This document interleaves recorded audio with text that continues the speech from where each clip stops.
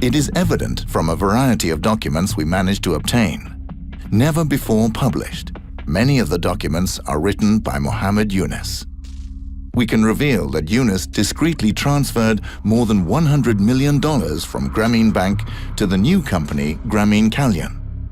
The transfer took place in December 1996.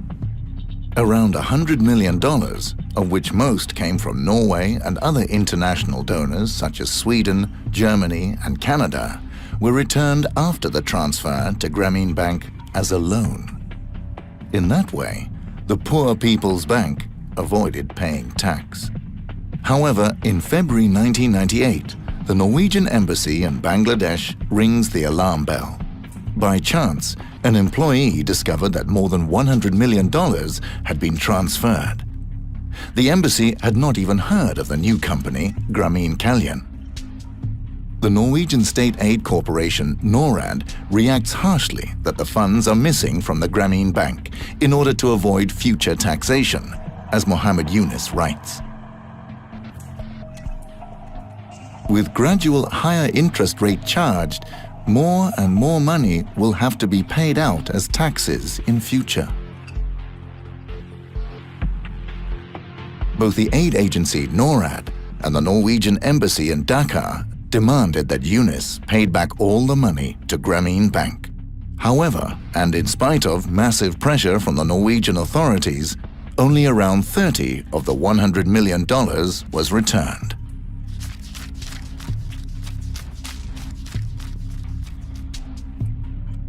In a personal letter to the then director of NORAD, Mohammed Yunus warns about the consequences should the matter go public. Dear Tove, I need your help. If the people within and outside government who are not supportive of Grameen get hold of this letter, we'll face real problems in Bangladesh. And NORAD kept their mouths shut. They stamped all the documents confidential. The case should be resolved as soon as possible so that it would not be known. We have repeatedly tried to get a comment from those responsible for NORAD's leadership in 1998, but just 2 hours before a scheduled interview, it's been cancelled. We also tried to get interviews with the present leadership of NORAD, but nobody wanted to take part in this documentary. After the documents were released, the Norwegian Ministry of Foreign Affairs published a report concluding that the donor money from Norway in no way was used for unintended purposes. As said, only less than a third of the $100 million were transferred back to Grameen Bank. What happened to the remaining donor money? One can only guess. The official report from Norway does not give any substantial answer.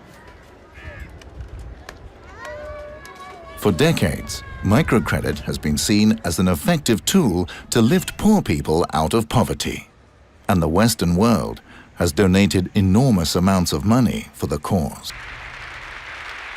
For months, we have tried to get an interview with Mohammed Yunus in order to get some answers to the many critical points raised in this program. We finally tracked Mohammed Yunus to a business fair in Valencia, in Spain, where he is receiving yet another award. I've sent him the question 6 weeks ago, and I've kept on doing this week after week after week. Also to Lamia. Send it to me, and I will take care. We arrange, and then we set it on the right spot. Just he doesn't want to do it today. Let's see a good time. When will I get that? We have repeatedly forwarded our questions and put forward the criticisms of Grameen Bank. But neither Grameen Bank nor Mohammed Yunus wants to participate in this program.